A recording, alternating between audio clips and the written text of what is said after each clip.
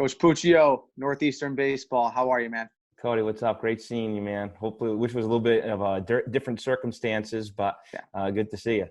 Hey, listen, same thing. Like I tell everybody, I wish I was watching you guys play right now on TV as opposed to speaking over a Zoom call. But we'll take anything right now with no baseball, and this is some good information on the Northeastern baseball team, and we're looking forward to hearing it. Listen, tell me about Northeastern, and I want to hear about the academic side and the baseball side. Sure. So Northeastern it's right in the middle of Boston, right? It's a great campus. We got about 20,000 students on campus.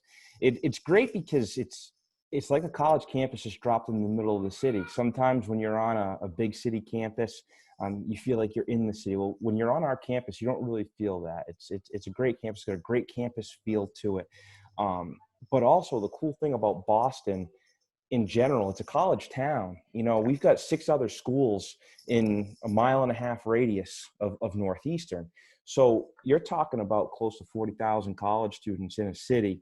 And that's a really cool experience for a kid, right? So not only do you have a school of 20,000 students at Northeastern, you also have the other surrounding schools in a city like Boston, which is really easy to get around, and navigate through. So it allows our guys to enjoy the city. It also helps from an academic networking standpoint as well. Northeastern's education is valued, at a really high level, right? We're a top 45 institution in the country. We've got some of the best business engineering programs you're going to see. The majority of our guys are going to major in business, in engineering, in communications. In being in Boston, being in the city is such a huge advantage for our guys because Northeastern's a 5-year school. So we have Right. a co-op program. Our co-op program where our guys will go and basically work a paid internship for 2 semesters. And it's great for networking. You're in the city. And a lot of our guys leave those co-op opportunities with job offers for when they graduate. So again, you're not just getting a premier education, but you're getting the premier education coupled with that co-op program that allows you to be able to go on and be really successful in life, right? Absolutely. And you're mentioning business, engineering, and communications in terms of what they're looking to study or the biggest majors they study. Sure. And you're right in the heart of it. Boston is basically sums that up to a T. The networking has to be tremendous. Sure, it is. It's great. Our guys get those opportunities through those co-op programs, and I think sometimes some of the tricky things when you're talking about whether it's an internship program a school has, or it's the co-op like we have, which extends our guys to 5 years, is that if you're not in a city like Boston, you're going to have to go and live somewhere else and do that whole thing. Well, especially for our guys. Our guys can still be involved in our fall season because they'll do their co-op in Boston and they're not sacrificing whatsoever being Awesome. in a city with whatever it might be, So it's a huge advantage for our guys from the academic standpoint, to be where we are located and to also, be able to get that education from Northeastern and have that degree. Well, for those who haven't been to Boston, I mean, it's unbelievable. Like I said, I come from Florida. And when I came up here and made my trip to Boston, you hear about it, and, Fenway Park and everything else that Boston has, all the history. But until you go there and you see everything, and that's what I think is cool. I mean, you guys have 20,000 kids, but at the same time, you have 6 other institutions surrounding you. I mean, you're talking like a college town. So I think that's awesome. It's a great experience for those that are able to, be able to attend a school like that. All right, well, listen, here's where I'm impressed. Top 45 institution, and the baseball team, the baseball program is unbelievable. And every single year you guys are competing, doing big time things. I know Coach Glavin has been there for a while and people rave about him. But tell me about it. I know you're in the Colonial Conference, which is a legitimate conference. Give me some information about the baseball program. Yeah. So, we've been pretty lucky here the last couple of years, and the way I I put it as this, right? You're going to get the best situation you're going to find, the best combination you're going to find when you're talking about the combination of academics and in baseball, right? Yeah. We talk about being a top 45 institution. Well, in 2018, we also had a top 40 RPI, which, Yeah. we were one of 6 schools, I believe, that year to be a top 40 academic school in Wow. the country and a top 40 And team in the RPI. explain the RPI, please. Yeah, so RPI basically takes, it's a measuring tool that the NCAA uses to measure, every team in Division I baseball, Yep. and basically ranks teams, 1 through 365, I think it is, or 1 through 1. So so basically, if it'll take your schedule, your strength of schedule, your quality of wins, your quality of losses, and it puts it all together. And that's where they get their average. So at the end of the day, when teams, in 2018, we played in the Raleigh regional, Yes. that was something that was looked at as being an at-large bid, that they were able to view and do that. So, and that was really a great achievement for the program. I don't think people realize, you can say it all you want, but until you play the game and you understand what goes on with the workload each student is given, not only just academically, but with the baseball workload, to have a top 40 RPI and be a top 45 institution, that is absolutely incredible. Listen, I say it all the time. It's my favorite thing you all do. I want to talk about it a little bit, which is spring training time for Major League Baseball. I'm watching down in JetBlue, Fort Myers, and I'm watching the Red Sox play against Northeastern. And I love it. It's one of my all-time favorite games to watch, just because I think it's so cool for these college guys to be playing against current major leaguers and minor leaguers. Talk to me about that experience. Yeah, so it's great for the guys, and really, they get to be a big leaguer for the day. As soon as you pull up to the ballpark, into the visiting clubhouse, you're able to walk up the stairs, and whether the Sox are taking BP that day or not, you kind of get to get out there. If they are, the guys are able to get out there and hang out with some of the Red Sox players, and it's a really great experience for them. And the both sides, the Red Sox, those guys do a great job kind of interacting with our guys during the game, and it's a great experience for them. We'll have guys on our roster who'll get to do that for 4 years, and you get to see them talk about, once you move on from here, Right. You get to see and talk about these, the guys you played against, and each year, and it's a great, experience for all of our guys to be able to experience that, And that leads me into my next point, which is, again, top 45 institution academically. RPI is always up there. You play against the Red Sox spring training, get you some nice warm weather, get away from the cold for a bit, and put you against the best competition, in my opinion. But it doesn't just end there. Like, we're talking about Northeastern producing some big time names through the draft. So give me some examples of some guys that have come out of Northeastern. Yeah, so I think at the end of the day, when we're recruiting, we are looking for guys who want to play professional baseball. That should be a goal. If that's not a goal, it might not be a fit. We want guys who want to keep playing and want to play at the highest level. And we've been fortunate the last couple of years. In 2019, we had 3 guys drafted. 2018, there were 3 guys on that team drafted as well. Just this past year, Aaron Savali, made his major league debut with the Cleveland Indians.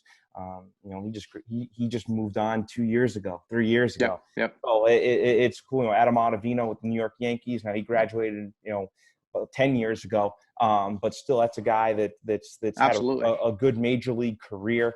And the list go on too. Jason Vossler, he's in AAA right now with the San Diego Padres. Max Burt, he got the AA with the Yankees last year. So, we have some success, and there's other guys in the pipeline now. I think a lot of that, has to do with, a work ethic, and they learn how to work here. You're making an ultimate sacrifice when you play at this level. And we've got guys who have that goal, and we're going to teach you how to work. That's the sacrifice you're going to make. And I think at the end of the day, when we talk to a kid and they're making a decision on Northeastern. And I mentioned a little bit earlier, they're going to make a decision on three things. One's obviously getting one of the best degrees in the country. The second's having an opportunity to win the CAA and play in a regional, you know, and then the third is to play professional baseball. Those are the things that we want going into that decision. And we find it really important for those kids who, you know, they need to want to do that. They need to have that will, and they need to have that as a goal. And if you have that as a goal, we're going to teach you how to do it. We're going to give you the roadmap. It's up to you as that player to get better now. Yeah. And we touched on that. You just mentioned it, which goes right into our next question, which is, you know, what kind of player you're looking for. And you touched on the character aspect, and them being goal oriented and understanding that going to a top 45 institution, playing at a big time school, where you guys are developing potential pros. Give me some more information on that. Like, what are you guys looking specifically? What do you need to see in order for you to be like, hey, look, this guy could play in our program?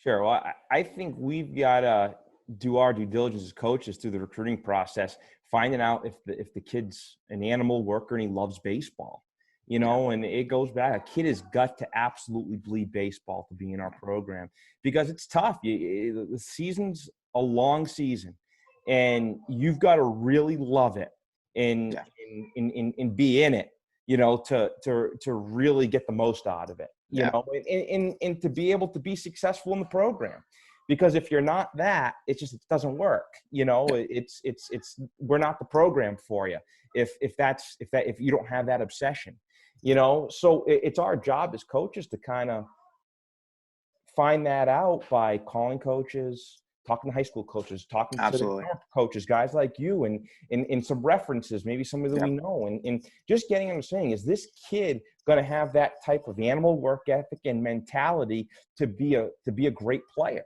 Right. And even if they don't, it doesn't work. And you know, it doesn't matter how talented. We're all trying to recruit talented baseball players here. There's not one coach in America that's not trying to recruit a talented player, but there's a lot of talented players out there. Right. We got to kind of do that to filter through it a little bit, you know. We like the multiple sport athlete too. You know, a lot of times those 2-3 sport guys, they're ultimate competitors, man. Like they want to win at everything. We want those kids, because I think it goes hand in hand. If you love it and you have the passion for it, and you're an ultimate competitor and you want to win at everything and you're never satisfied, well, those are the guys that allow you to do some really cool things. Those are the guys that allow you to win championships. Or give you a chance to win championships. And then those are the guys that are going to continue to develop, get better, never be satisfied with what they are. And that's going to be that guy that allows you to go play professional baseball. You know, so that's what we're really looking for. And again, I don't think it's a secret. You know, we've got to do our work and make sure it's the right type of kid, you know, that we're getting in our program, that's fully obsessed with the process and is an animal competitor.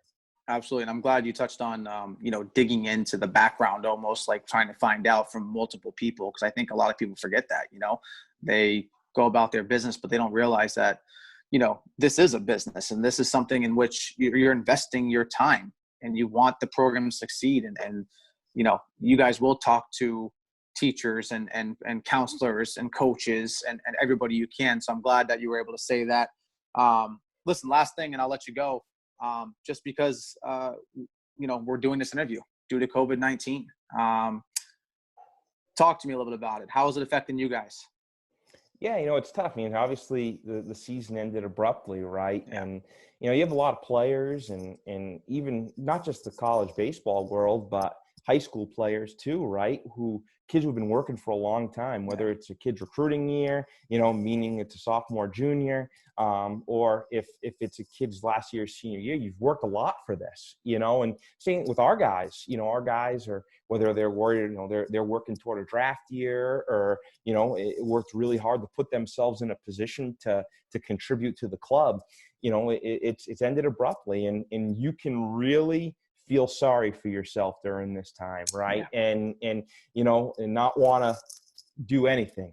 But at the end of the day, you got to find a way here, right? And you know, baseball is going to start back up again. And when it does, the guys who are able to do that, who are able to find a way, and listen, it's not an ideal situation, right? Kids don't have facilities to go work out in. Kids don't have awesome weight rooms to go work out in. Yeah. Literally the rug's been ripped onto you. But those guys who are going to be able to find a way to be creative, to make the most out of their body weight workouts, and watch Rocky IV, and watch what Stallone's doing. This is old school, man. This is old school. That you said it perfectly. That especially a place like Northeastern, the facilities are unbelievable, and I think it's a good way for them to step back, understand not to take things for granted, and like you said, like figure out how to mentally check in. And again, this goes back to like old school mentality, and I think you'd agree with me that you can, like you said, you can either feel sorry for yourself right now, or you can push yourself to the max end. And those people that do are gonna be the ones on top when this is all comes to an end, or at least when we have the time to get back on the field.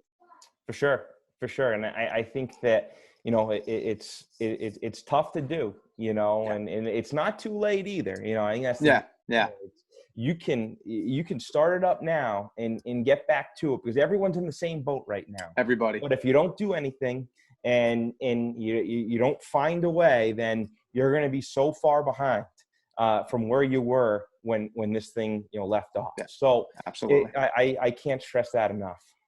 Well, listen, man, I appreciate it. Thank you again for taking the time out of your day. I know you are extremely busy with everything going on. Like I said, I wish we were doing it under different circumstances, but at least we got to talk face to face over the Zoom, and hopefully in the next couple weeks to a couple months, we'll be able to see each other face to face. But until then, please stay safe. Please tell Coach Glavin I said hello, and enjoy each day, man. Thanks a lot, Cody. Same thing. Hope you and your family are safe, and I enjoyed doing this. So hopefully we'll see you out on the field here in a couple months. Sounds good. Thanks, Coach. All right, we'll see you.